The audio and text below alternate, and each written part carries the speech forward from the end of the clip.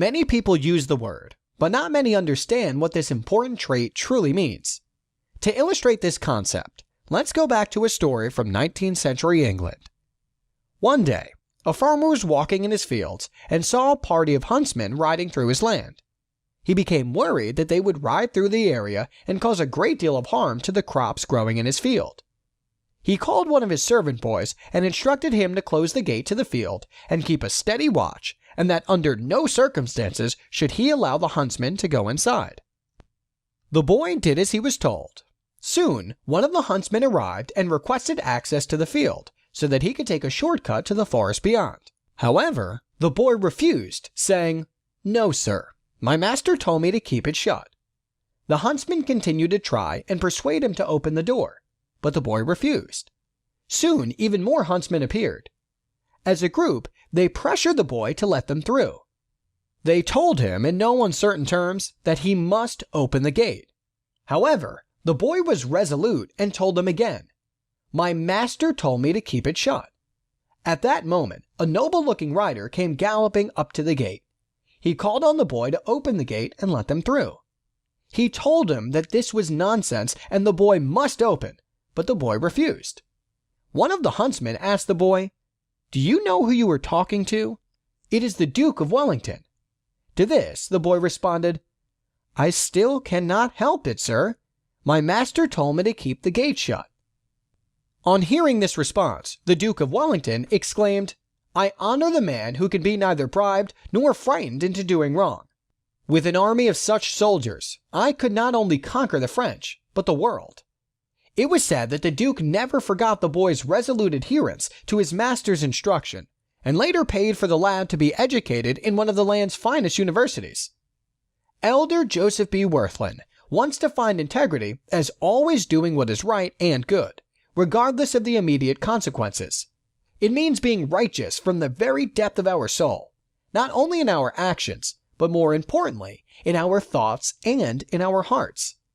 Personal integrity implies such trustworthiness and incorruptibility that we are incapable of being false to a trust or covenant. Integrity is consistency. C.S. Lewis described it as doing what is right even when no one else is watching. Integrity is derived from the Latin word integer, which is a whole number that does not contain fractions or decimals. Hence, integrity is the state of quality of being complete, undivided, and unbroken. But why are integers so important? As an example, if a group of individuals were asked to find 4 apples, they would have little trouble doing so. However, if they were asked to find 1.718 apples, each individual would likely return different results than the others. This example helps us to see that integrity is complete in action and helps us to be both truthful and accurate. One who acts with integrity is not fractured or fragmented in their character. One cannot have fractional integrity. Partial honesty or partial obedience to one's moral convictions is in fact the antithesis of integrity. Elder Douglas L. Collister spoke on this concept when he stated, "It is my experience that people most often find themselves in trouble when they possess a dual morality. Such a person may appear to act one way, but then reverse his set of ethics when the moment is convenient or temptation is present. Such duplicity only leads to sorrow and misery. At all times, be sure that there is only one of you. Otherwise, you will find in your personal life that a house divided against itself is destined to fall." Because of our integrity, the question will not be what to do, but will instead be how to do what we know to be right.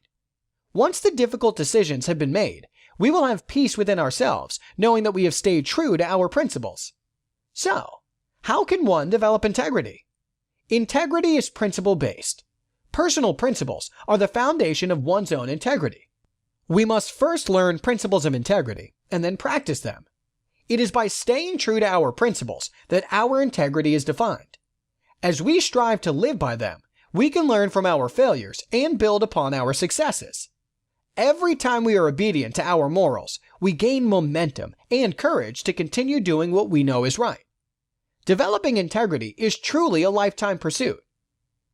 Like the boy who kept the gate shut, we too can have integrity and we can live by good principles to guide our lives. As we lead with integrity, we will create trust and consistency. Regardless of the outcome, we will have peace within ourselves because we have stayed true to what defines us.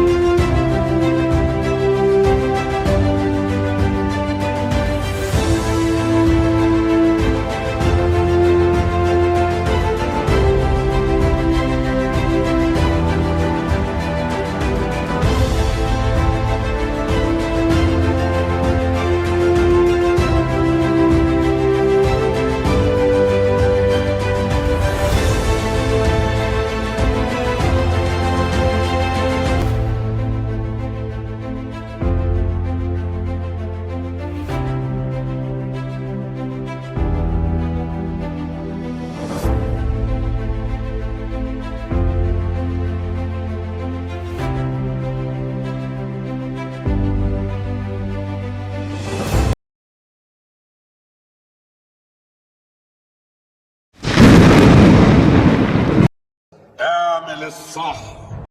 باي باي يا كوتش.